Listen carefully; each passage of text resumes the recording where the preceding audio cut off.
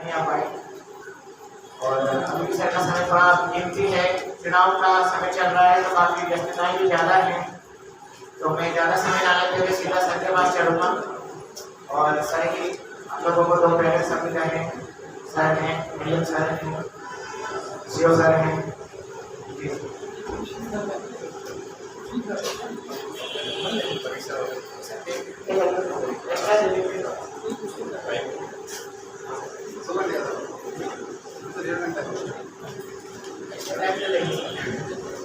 आधा घंटा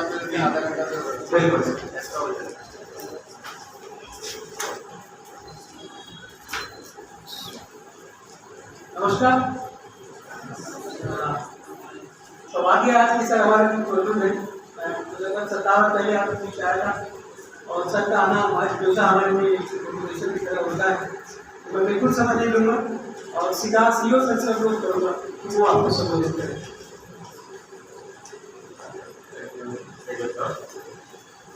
आज जो आपकी टेस्ट चल रही है उसमें उपस्थित नगरीय कलेक्टर सर, नगरीय मुख्य साहब, उपस्थित आदर्श परिवार के सभी आपके वॉलंटियर्स और स्टूडेंट्स, जैसे कि आप पेपर सॉल्व कर रहे हो तो मैं 2-3 सजेशंस ही दूंगा जो आपको आपकी परीक्षा में थोड़ा हेल्प करेगा।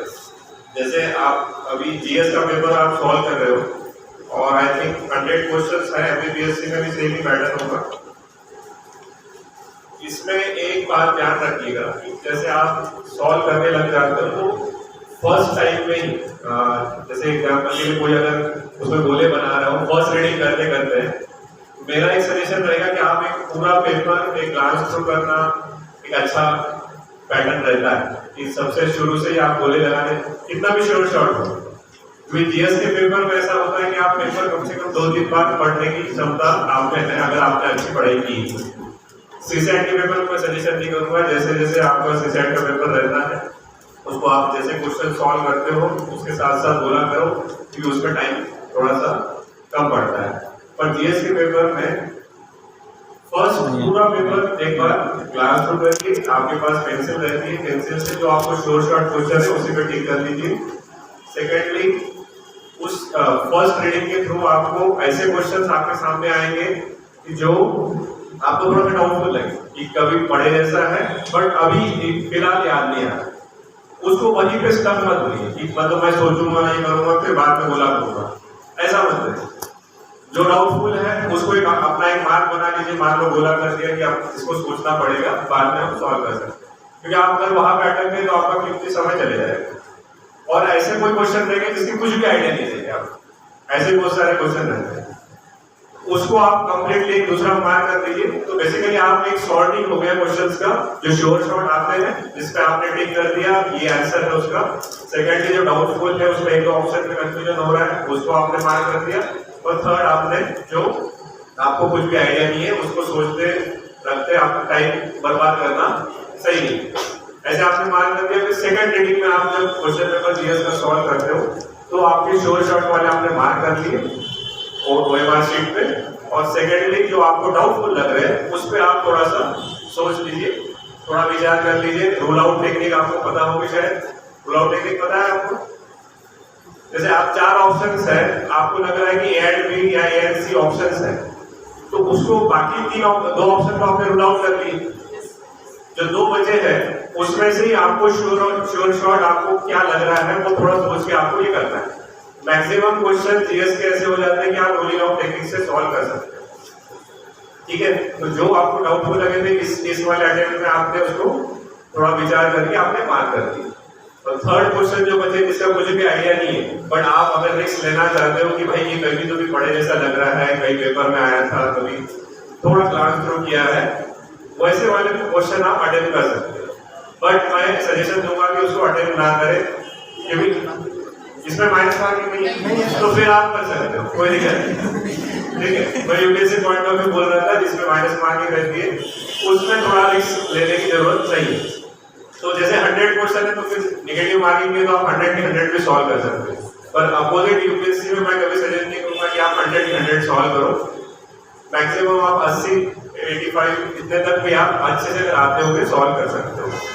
सीसेट मीनिंग अभी से जैसे आपने अभी प्रैक्टिस की है, सीसेट क्वालिफाई नहीं है, क्वालिफाई नहीं है, तो उसमें भी एक दो सजेशन ये रहेंगे कि आप में से बहुत सारे लोग न्यूमेरिकल में ठीक ठाक होंगे। न्यूमेरिकल वाला जो फैक्टर है उसको आप जब पेपर पढ़ रहे हैं तो कोई कॉम्प्रिहेंशन वाले पार्ट में ज्यादा फोकस करता है, कोई न्यूमेरिकल वाले पार्ट में फोकस करता है, तो अपना स्ट्रॉन्ग एरिया जो है वो एक बार पेपर में ढूंढ लीजिए, उसको फट से सॉल्व कर लीजिए। कॉम्प्रिहेंशन में थोड़ा समय लगता है, उसको टाइम बाउंड करने का कैसा तरीका है कि आप एक बार पैसेज गो थ्रू कर लिए और नीचे से उसका उल्टा भी तरीका रहता है। क्वेश्चन एक बार पढ़ लीजिए जब पैसेज पढ़ने से पहले, और फिर पैसेज पढ़ते समय आपको ध्यान में आएगा ये तो नीचे क्वेश्चन है तो उसको थोड़ा ध्यान से पढ़े। ये उल्टा टेक्निक भी यूज कर सकते हो, ठीक है। तो सीसेट में यही तरीका है कि आपको जैसे जैसे आते जाए फटाफट आप उसको मार्क करते जाए और टाइम बाउंड उसमें एटलीस्ट 66 मार्क्स आपको लेने हैं। तो मेरे ख्याल से 66 मार्क्स लाना ज्यादा हार्ड नहीं है। किसी का आर्ट्स बैकग्राउंड होगा तो थोड़ा सा मैथ्स और उसमें डिफिकल्ट जाता है, वो निरंतर अगर प्रैक्टिस करोगे तो वो आ जाएगा। अभी जैसे आप इस एटमॉस्फेयर में अगर क्वेश्चन पेपर सॉल्व कर रहे हैं तो बहुत अच्छा है, क्योंकि आपकी एग्जाम भी स्कूल्स में ही होगी। तो थोड़ा सा टेंशन वाले एटमॉस्फेयर में आपके साथ साथ बच्चे जो बैठे हैं, स्टूडेंट जो बैठे हैं, उनके साथ अगर आप सॉल्व करोगे तो बहुत अच्छा रहेगा। अगर किसी का कोई डाउट हो तो पूछ सकते हैं।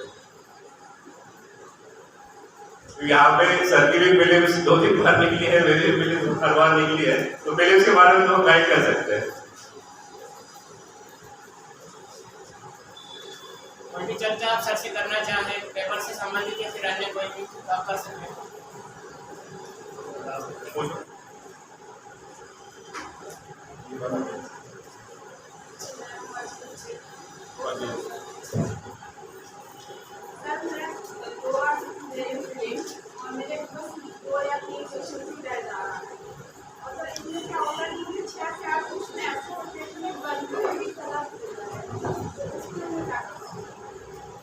रिवीजन करते हो हम अच्छे से, क्योंकि ये क्वेश्चन जैसे जो आपको लगते हैं कि मुझे आता है और वो एग्जाम में नहीं बन पाता है, तो वो लैक ऑफ रिवीजन ही एकमात्र रीजन रहता है उसमें, या थोड़ा जल्दबाजी करना, थोड़ा सोचना नहीं।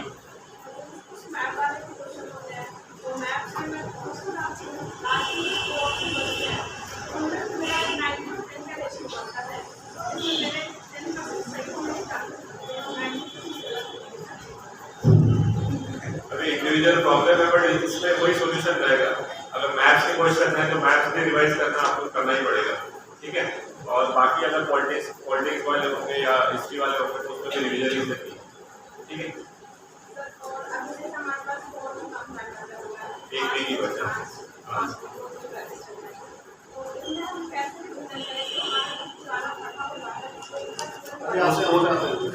सर बताएंगे।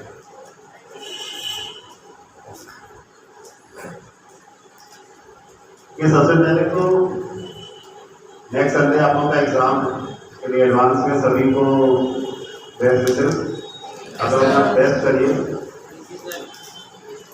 जब से कोचिंग स्टार्ट कीजिए उसके बाद से पहली बार है PSC एग्जाम ऑर्गेनाइज हो रहा है,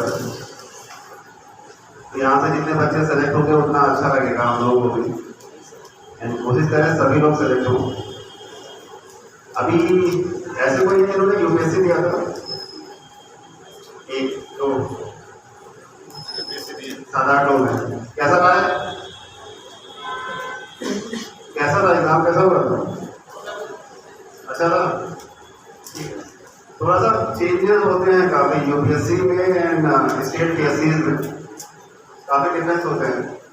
UPSC थोड़ा सा डेप्थ में जाता है, स्टेट पावर क्वेश्चन ज़्यादा होते हैं। अभी आपका जो पेपर है जो मैं देख रहा था लिटरली एग्जैक्टली वैसे ही लग रहा था जैसे स्टेट PSC के पेपर आते हैं, उसी स्टैंडर्ड का पेपर मेंटेन किया गया है। इसके लिए पूरी टीम को बहुत बहुत बधाई, काफ़ी मेहनत करते हैं वो आप लोगों के साथ में। लेकिन इन के एक हफ्ते में आपको बहुत ज़्यादा नई चीज़ों में जाके पढ़ने की ज़रूरत नहीं होती है। रीज़न क्या है ना, जब हम बहुत नए लेवल बहुत बड़ा है, चीज़ें बहुत ज़्यादा हैं, हमने जिन चीज़ों को अभी साल भर नहीं पढ़ा, अगर हम लास्ट के एक हफ्ते में उनको पढ़ने में जाते हैं तो वो चीज़ें जो इसमें हम बहुत अच्छा कर सकते थे, जो अभी बच्ची बोल रही थी कि बनते हुए भी क्वेश्चन गलत हो गया, मतलब आते हुए भी क्वेश्चन गलत हो गया।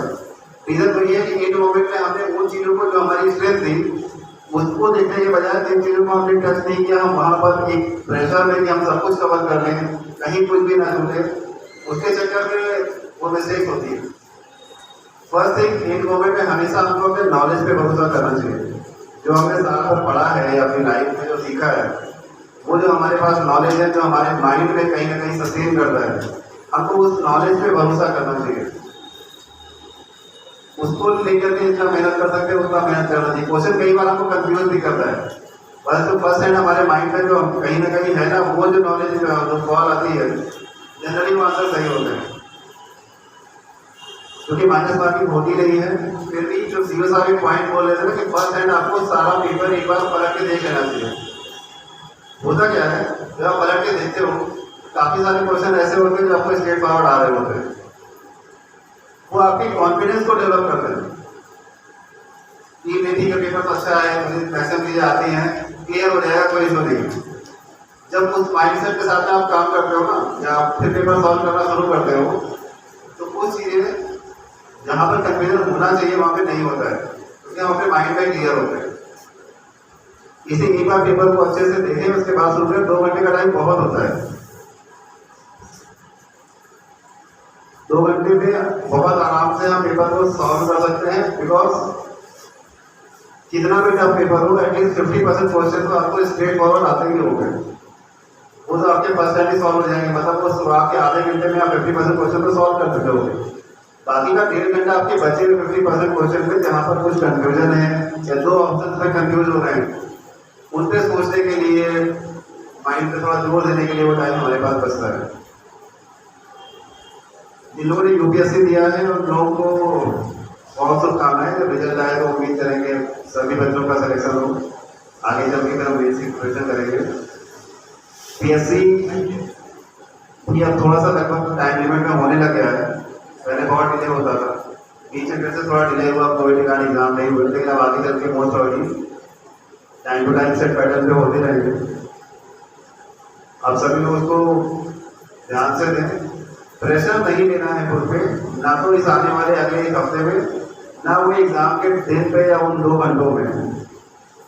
हमेशा एक कॉन्फिडेंस होना चाहिए कि प्रीलिम्स तो निकल जाएगा। मैं हर बार आप लोगों को बोलता हूँ, प्रीलिम्स सिर्फ क्वालिफाइंग होता है, तो आपकी मेरिट में नहीं है। मतलब आपके सिलेक्शन में जो मेरिट बनती है वो प्रीलिम्स उसमें नहीं होता है, प्रीलिम्स के मार्क्स नहीं होते हैं, आपको सिर्फ इसे क्वालिफाई करना है।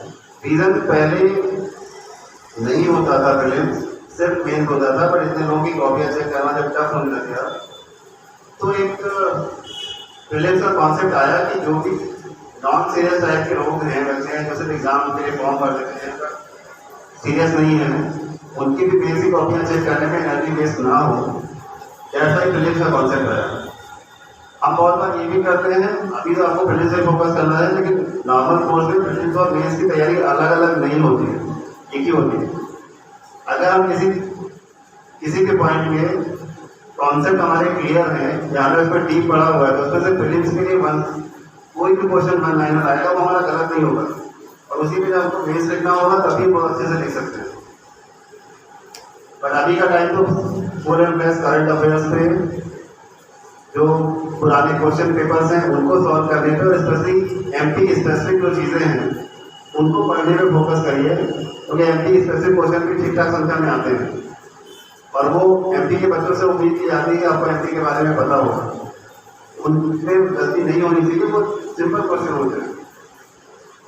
ऐसे ही जो करंट अफेयर्स के क्वेश्चन हैं, एक बार पिछले 4-6 महीने की करंट अफेयर्स की जो बुकलेट्स हो या मैगजीन्स हो, उनको एक बार रिवाइज कर डालिए, क्या क्या इवेंट बीच में 6 महीने में हुए हैं, उनसे क्वेश्चन क्रिएट होते हैं। बाकी तो आपने हिस्ट्री ज्योग्राफी वो सब तो पढ़ी है। उम्मीद करूँगा कि हम यहाँ पे जितने बच्चे बैठे हैं, हम सभी लोग जब प्रीलिम्स का रिजल्ट आएगा तो सभी क्वालिफाई करेंगे, और फिर हम मेंस की तैयारी में भी आगे लगेंगे। बट एक चीज़ और भी है, जैसे ही आपका 19 को एग्ज़ाम हो जाता है, आप ये मान के चलिए कि हमारा प्रीलिम्स हो रहा है, और मेंस की तैयारी में नेक्स्ट डे से ही जुट जाइए। नहीं होगा तो अगली बार जब देंगे तब ये जो प्रिपरेशन कर रहे हैं वो काम आएगी। होगा तो फिर हमारे पास टाइम का शॉर्टेज नहीं होगा। नहीं तो हम क्या करते हैं, यहाँ बैठे रहते हैं, और हम वेट करते रहते हैं कि जब रिजल्ट आएगा तब देखेंगे, और जब रिजल्ट आया पता चला प्रीलिम्स तो क्वालिफाई हो गया, बट हम मेंस के लिए बिल्कुल भी प्रिपेयर नहीं, सिर्फ प्रीलिम्स क्वालिफाई करके करेंगे क्या? अल्टीमेट गोल तो हमारा फाइनल सिलेक्शन है, और उसके लिए कंटिन्यू प्रोसेस है। आप एक दो दिन में या सोचें कि हम एक महीना करेंगे उससे हो जाएगा, तो बिल्कुल नहीं होगा। जैसे 19 को प्रीलिम्स दीजिए, एक दो दिन चाहे तो रिलैक्स करिए, देन नेक्स्ट जैसे आप मेंस को लेकर के स्टार्ट हो जाएंगे, फिर जितना भी होगा बहुत अच्छा है, उनके लिए टाइम जिसमें आप पढ़ोगे वो काम आएगा, जिनका नहीं भी होता है उनका नेक्स्ट ईयर के लिए काम आएगा। हमें अपना बेस्ट देने की कोशिश करनी चाहिए कि हम अपना बेस्ट दें, उसके बाद तो रिजल्ट जो आएगा सभी का एक जैसा नहीं होता, तो उसके लेकर के फिर निराश होने की भी जरूरत नहीं है। अभी से सोच के बैठने की जरूरत नहीं है कि नहीं होगा तो क्या होगा, अभी ये मान के चलना है कि हमने इतनी मेहनत करी है, हम लगातार उसके लिए कर रहे हैं, हमारा सिलेक्शन होगा ही, उसी कॉन्फिडेंस के साथ में एग्जाम हॉल में जाना है। इस एक हफ्ते में बहुत ज़्यादा पढ़ने के चक्कर में नहीं पढ़ना है, स्पेशली नया, आपने जो पढ़ा हुआ है उसको जितना रिवाइज कर सकते हैं उतना करने की कोशिश करिए, लेकिन जिन टॉपिक्स को या जिन एरियाज को भी अब तक आपने नहीं पढ़ा और हम उसमें अगर गए तो वहाँ पर हमारी एनर्जी बहुत जाती है, वहाँ से क्वेश्चन भी आता है तो गलत होने के चांसेस होते हैं, बिकॉज क्योंकि हमने उसको एक बार पढ़ा है, उतना डीप पे तो गए नहीं, एक बार पढ़ा जब क्वेश्चन आया था हमको लगा कि हाँ पढ़ा तो हुआ है, बट आंसर में कंफ्यूज हो गए क्योंकि तो होता ज़्यादा डीपली नहीं पढ़े थे।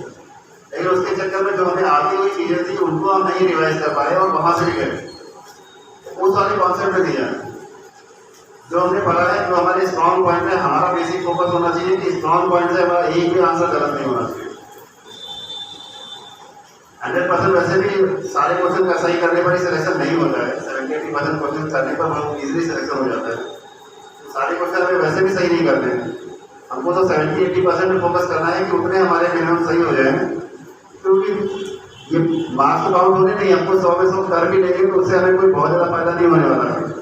हमारा अल्टीमेट गोल केवल प्रीलिम्स को क्वालिफाई करना है, उसके लिए जितना बेसिक रिक्वायरमेंट है उतना हमारा कंप्लीट होना चाहिए, और जैसे कि अब आगे बढ़ो और फाइनली एमपीएससी में सेलेक्ट हो, यही आप लोगों के लिए सभी के लिए शुभकामनाएं हैं।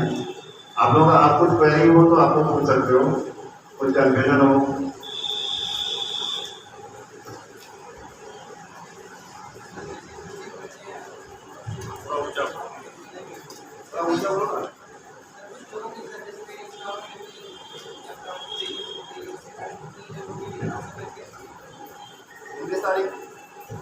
उन्नीस तारीख को जवाब नहीं है,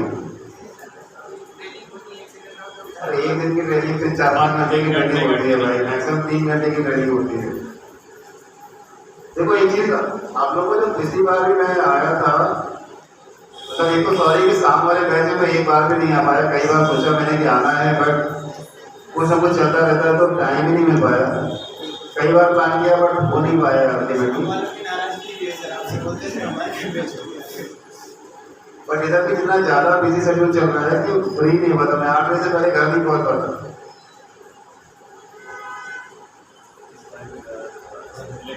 हाँ मतलब हमें जब पहले भी मैंने बोला तो मैंने एक बात बोली है कि हमें कभी दूसरे का शेड्यूल कैसा है उससे कंपेरिजन नहीं करना चाहिए। हर इंसान की लाइफ स्टाइल अलग होती है, हर इंसान का शेड्यूल अलग होता है। कुछ बच्चे जॉब करते हुए प्रिपरेशन कर रहे होते हैं, कुछ होते हैं जो घर से स्ट्रॉन्ग है, घर से पूरा उनको बैकअप है, उनको सिर्फ कहीं कमरा लेकर के कहीं भी, चाहे इंदौर में, दिल्ली में, कहीं भी, और वो कोचिंग कर रहे होते हैं, पूरा 24 घंटे उनके पास होते हैं। अब जो जॉब करने वाला बच्चा अगर वो सोचेगा कि उनके पास तो 24 के 24 घंटे हैं और वो तो इतना पढ़ लेते हैं, हमारे पास तो 8 घंटे तो हमारे नौकरी में चले जाते हैं, बच्चे में 16 घंटे, वो 16 घंटे में कितना करें, सोना भी है, खाना भी, बाकी चीज़ें भी करनी है। इस कंपेरिजन में करेंगे तो नौकरी वाला तो कभी सेलेक्ट नहीं होगा। बट अब एक चीज़ को जान के सरप्राइज होंगे कि यूपीएससी में जो सेलेक्ट होते हैं, लाइक मान लेते हैं 900 लोग सेलेक्ट हुए, तो उसमें मुश्किल से 100-150 बच्चे ऐसे होते हैं जो पहली बार था एकदम फ्रेश सिलेक्शन हो, जो कोई जॉब ना कर रहे हो, कुछ ना कर रहे हो, वो सिलेक्ट हो। 80 to 90% वही लोग होते हैं जो चाहे यूपीएससी में ही पहले किसी दूसरी लाइन पर सेलेक्ट हुए, या पीएससी के थ्रू जॉब कर रहे हैं, या प्राइवेट सेक्टर में जॉब कर रहे हैं, जॉब करते करते कर रहे हैं। रीजन क्या है कि जब आप कुछ कर रहे हो तो ना, तो आपके माइंड को थोड़ा सा और ब्रॉड करता है, आपके थिंकिंग पावर को और बढ़ाता है। एमपीएससी के इंटरव्यू का नहीं पता बिकॉज मैंने दिया नहीं, बट यूपीएससी में आपके इंटरव्यू में भी हेल्प करता है। मिस्टर ऐसे करता है कि आप जो जॉब कर रहे हो, जैसे ही लाइक हम ही इंटरव्यू लेने वाले हो, इतने बच्चों का हमें इंटरव्यू लेना हो, सबके नए क्वेश्चन कहाँ से लाएंगे? तो हम तो आपका रिज्यूम देखते हैं, उसमें देखते हैं आप यहाँ पे जॉब कर रहे हो, तो आपसे आपके जॉब के बारे में पूछ लिया जाता है। और यूपीएससी ये उम्मीद करती है कि आप जो भी काम कर रहे हो उसको पूरा दिल लगा के कर रहे हो, मतलब उसके बारे में आपको पूरा नॉलेज है, आपकी पर्सनालिटी ऐसी होनी चाहिए कि आप जहाँ रहते हो वहाँ के बारे में आपको पता हो, मतलब आपके सराउंडिंग जो चीज़ें हैं उनसे अवेयर रहते हो। ये तो मैं इसलिए बोल रहा हूँ बिकॉज कि आप जॉब कर रहे हो, आप ये बात सोचो कि जो जॉब नहीं कर रहे हो, 24 घंटे मिल रहे हैं, आप उनसे किसी भी लेवल पे काम, आपको कंप्यूटर की जरूरत नहीं है। आपके पास जो अपना टाइम बच रहा है ना, उस टाइम का मैक्सिमम यूज करिए। और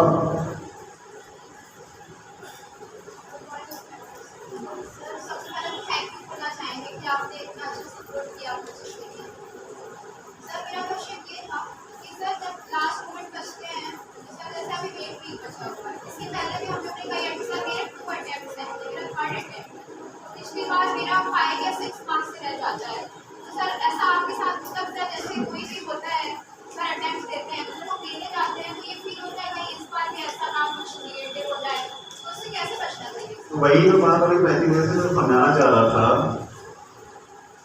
आपको तो ऐसे पॉजिटिव वे में जाना चाहिए कि मुझे तो ठीक ठाक तो आता है, हल्का सा तो रह जाता था, इस बार अच्छी मेहनत करिए बहुत इजीली क्रॉस कर लेंगे। करने वाले आप ही हो, वो तो आप ही को करना पड़ेगा, मतलब ये वैसा तो है नहीं कुछ इसका टॉनिक या टैबलेट तो है नहीं खिलाने से तो आपको कॉन्फिडेंस आ जाएगा, वो तो हमें खुद से गेन करना पड़ेगा। एंड उसका बेस्ट तरीका है जहाँ पे नॉलेज पे फेथ करेंगे, जहाँ पे नॉलेज पे भरोसा करेंगे कि हाँ ठीक है हमने इतनी मेहनत की है कि हम ईजिली जो बैरियर्स आते थे उनको क्रॉस कर जाएंगे, तो वो हो जाएगा। मेरे हिसाब से प्लस पॉइंट रहा कि मुझे ये वाली सिचुएशन फेस नहीं करनी पड़ी, मतलब मतलब फाइनल स्टेज पे हुआ है। मैंने मेरे फर्स्ट यूपीएससी में फिल्म दिया तो अपनी प्रिपरेशन भी नहीं थी, बट क्वालिफाई हो गया, तो मेंस भी क्वालिफाई हो गया, इंटरव्यू के बाद फाइनली सेलेक्ट नहीं हुआ। वो और बुरी सिचुएशन होती है कि आपको लगता है ना जब रिजल्ट आने वाला होता है कि अगर रिजल्ट आ गया तो आप सेलेक्ट हो जाओगे, आईएएस या किसी पोस्ट पे आ जाओगे, नहीं सेलेक्ट हुआ तो you become zero. Next year again prelims qualify किया, यूपीएससी की बात कर रहा हूँ, फिर मेंस क्वालिफाई किया, देन इंटरव्यू दिया, अगेन फिर सिलेक्शन नहीं हुआ। इसी ड्यूरेशन पे यूपीपीएससी का फॉर्म आया था, जो मैं यूपी को बिलोंग करता हूँ, उसका फॉर्म डाला था, इसी ड्यूरेशन में वो एग्जाम हुआ, उससे भी सेम सिचुएशन हुई, प्रीलिम्स क्वालिफाई किए, देन मेंस क्वालिफाई किए, देन इंटरव्यू दिया, अगेन नहीं हुआ। 3 बार मैंने वो सिचुएशन फेस की, बिल्कुल फाइनल सिलेक्शन से जरा सा मतलब पॉइंट्स में डिस्टेंस रह गया, पर कभी वो नहीं सोचा कि नहीं होगा तो क्या होगा। हर बार लगता था इतना कौन सा पहुंच रहे हैं, थोड़ा सा मार्जिन है उसको हमको कवर करना है। देन नेक्स्ट ईयर जिसमें सिलेक्शन हुआ, क्वालिफाई किया, अच्छा हुआ कि रैंक इतनी आ गई, किसी से आईएएस अवार्ड हो गया, तो दोबारा एग्जाम देने की जरूरत नहीं पड़ी। तो खुद पे तो हमें कॉन्फिडेंस रखना चाहिए, बेसिक चीज़ है हमें अपने नॉलेज पे कॉन्फिडेंस रखना चाहिए। हमको अपने नॉलेज पे भरोसा है, जो हमने पढ़ा है, अगर हमें उससे भरोसा है तो फिर हम कंफ्यूज नहीं होते। एग्जाम का प्रेशर बहुत ज़्यादा होता है, क्योंकि लाइक अगर इस प्रीलिम्स की बात करें, प्रीलिम्स का एग्जाम देने के लिए आप लोग लंबे टाइम से वेट कर रहे हो, एग्जाम होने लगा। फिर अभी भी इस बार भी कंफ्यूजन हो गया था, क्योंकि इलेक्शन डिक्लेयर हो गए, तो ये हो रहा था कि एग्जाम होगा कि नहीं होगा, वही कंफ्यूजन चल रहा था। अल्टीमेटली आयोग ने बोला कि नहीं एग्जाम तो होगा, लगातार कई बार डिले हो चुका है। अब उसका लगातार वेट कर रहे हो, जब वो डेट पास आती है एक प्रेशर आना वो स्वाभाविक है, बट उस प्रेशर को इस लास्ट वीक में हैंडल कैसे करना है, वही तो हमारा टैलेंट है। एंड वही हमें जो बैरियर्स है उनको क्रॉस कराना है, एंड उसका सिर्फ और सिर्फ एक तरीका है, नॉलेज, बाकी कोई तरीका नहीं है। आप सभी लोग अच्छे से करें, बिना किसी प्रेशर में आए, ना तो नेक्स्ट वीक पे ना एग्जाम के दिन पे, रिलैक्स होकर के जाएं, रिलैक्स माइंडसेट पे साथ में जाएं, नॉलेज पे फेस करें, जो मैं बार बार शायद 5-6 बार में बोल चुका हूँ। अपने नॉलेज पे भरोसा करिए, जो हमें आता है वो सही है। कई बार होगा, कई क्वेश्चन पे होगा कि आप थोड़ा कंफ्यूज हो गए, आपको फर्स्ट टाइम लग रहा होगा कि हाँ जो पढ़ा हो उसके अकॉर्डिंग तो ये सही है, लेकिन दूसरा एक ऑप्शन वो भी होगा जो आपको कंफ्यूज कर रहा होगा। वहाँ पे मेरा सजेशन यही होगा, फिर नॉलेज पे भरोसा करें। और किसी का कुछ क्वेश्चन नहीं हो तो फिर क्लोज करें। हाँ,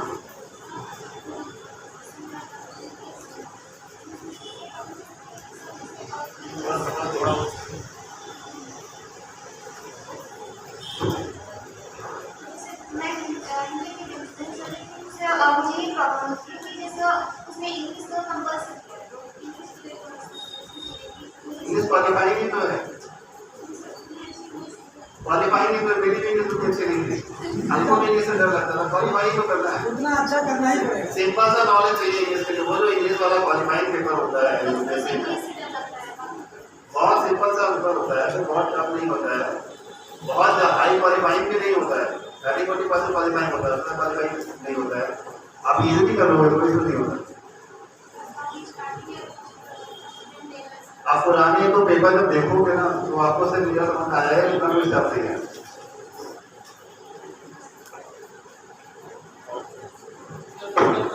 मैं आपसे बात करना चाहूँगा सर, आज क्लास को प्रारंभ हुआ सर, मैं ये कोशिश करना चाहता हूँ कि सर ये क्लासेस निरंतर अभी आगे जारी रहेंगी, पिछली बार जारी रहेंगे। सर एक्चुअली क्या है कि हम अभी यूपीएससी को प्री देख रहे हैं और सर यहाँ पे क्या है पीएससी की तरफ से सेक्युलर सब है, अभी जैसे हिस्ट्री सब काफी बड़ा सिलेबस है, तो सर अभी हिस्ट्री पीएससी की तरफ से सर उसमें हम फास्ट फॉरवर्ड चल रहे हैं। जारी रहेंगे। चले फिर आप लोग तैयारी करिए, हम लोग निकलते हैं। आप सभी लोगों को फिर से एक बार आने वाले एग्जाम के लिए बहुत बहुत शुभकामनाएं। सभी लोग अपना बेस्ट करेंगे एंड उम्मीद करते हैं जितना रिजल्ट आएगा हम सब यहाँ फिर से मिलेंगे और सभी लोग क्वालिफाई करके बैठे होंगे। Thank you.